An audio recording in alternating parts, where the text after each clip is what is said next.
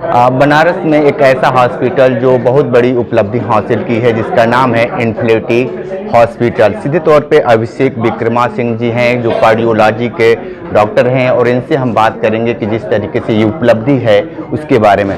Doctor साहब, सर्वप्रथम हमारे चैनल पे आपका स्वागत है। जिस तरीके से आज आप ये उपलब्धि पाए हैं जो एक हार्ट का ऑपरेशन किए हैं, क्या कुछ कहेंगे आप उसके लिए? आप उसको MICS बोलते हैं, मिनिमल इन्वेजिव कार्डियक सर्जरी। मतलब मिनिमम, जैसे लेप्रोस्कोपी अपने ज़माने में एक चीज़ थी ना कि मिनिमम सर्जरी, बिना चीरे आप गॉल ब्लैडर बदल ले रहे हैं, वैसे ही मिनिमल इन्वेजिव कार्डियक सर्जरी में आप यहाँ से इतनी सर्जरी, मुश्किल से 3, साढ़े 3, 4 इंच की सर्जरी का इंसिजन से आप हार्ट का वॉल बदल देते हैं। और मेन सामने से जो पूरा हार्ट पहले फाड़ना पड़ता था, जैसे पेट चीरते थे ना लेप्रोस्कोपी से पहले, तो लेप्रोस्कोपी आने के बाद पेट कहाँ कोई चीरता, अंदर छेद से जाता है, गॉल ब्लैडर रिमूव कर देता है।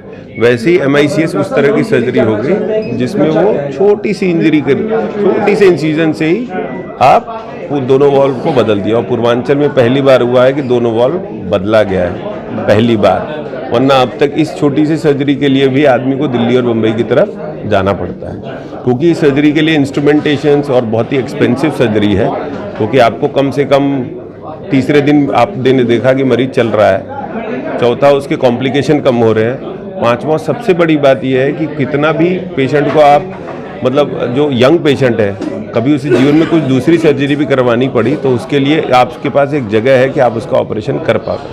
लेकिन जिस तरीके से एक जो पेशेंट होता है काफ़ी डरा हुआ रहता है, अभिभावक जो उनके घर गार्जियन भी रहते हैं पैसे को लेकर और चीज़ें, उनको कैसे संतुष्ट कर पाएंगे जो कि आज के परिवेश में जो डॉक्टर का इलाज करना बहुत मुश्किल है, एक बहुत बड़ा चैलेंज है। और खासकर जो मिडिल क्लास के लोग हैं उनके मैं बताता हूँ। देखो, इसमें सबसे बड़ी बात यह है कि आपने आयुष्मान के अंदर हम सर्जरी कर रहे हैं। हम आप जाके पूछ लो, मेरे 300 प्लस सर्जरीज हो चुकी हैं ओपन हार्ट की, किसी से हमने 1 रुपया लिया हो तो चैलेंज है मेरा, कर हम उतने में ही दे रहे हैं। ये इसमें हम अपना या फ़ायदा या नुकसान से ज़्यादा इम्पोर्टेंट है, हम यहाँ के लोगों का भला करना चाह रहे हैं, इसीलिए हम सारी मेहनत कर रहे हैं।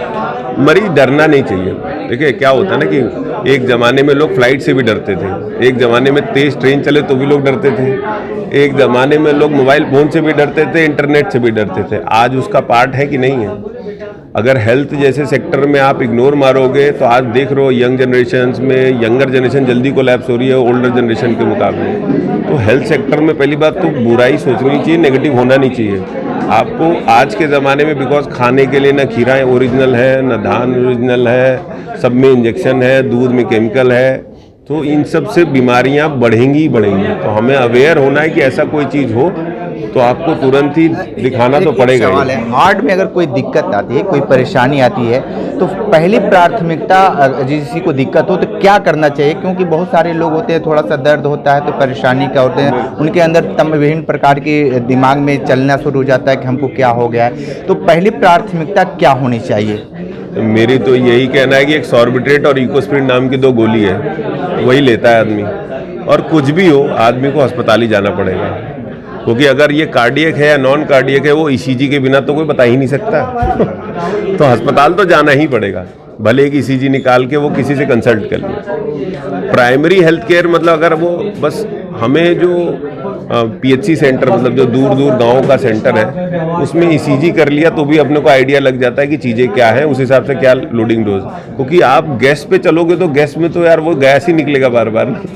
अगर EGC से ही कंफर्म हो पाता है कि पहली प्राथमिकता अगर इस तरीके की बात है तो EGC आदमी करा ले और अपने जो डॉक्टर हैं उससे सलाह भी ले सकते हैं। लेकिन आज के परिवेश में जिस तरीके से बहुत बड़े पैमाने पे जो यहाँ के कार्डियोलॉजी स्पेशलिस्ट हैं BHU के, वो भी सीधे तौर पे बता रहे हैं कि बहुत जो युवा हैं वो इस तरीके का शिकार हो रहे हैं। तो फिर के जनरेशन में मुझे ऐसा लगता है कि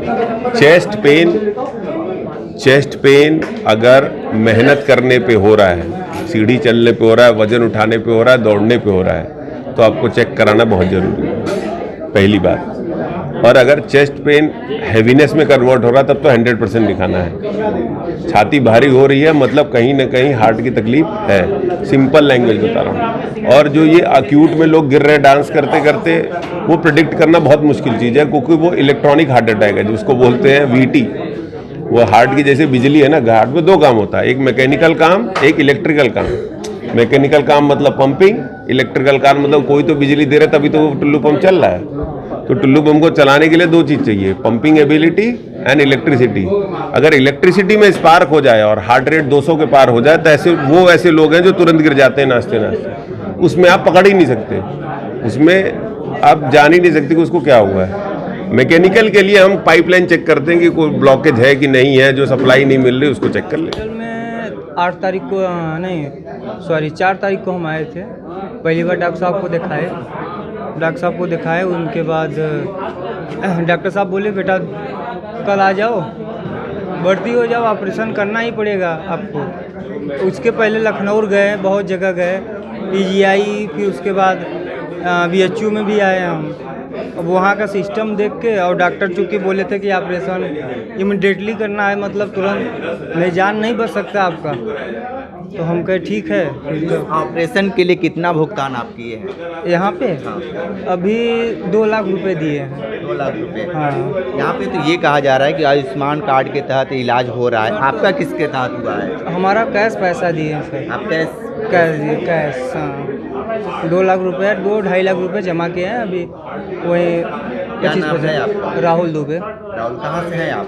बनारस। अभिषेक विक्रमा सिंह और जो पेशेंट थे वो अपनी बातें बताए हैं। जो हार्ट का ऑपरेशन हुआ है और जो ऑपरेशन हुआ है बहुत सफल हुआ है, और जिस तरीके से जो मरीज़ है उसके चेहरे पे मुस्कान भी देखने को मिला है।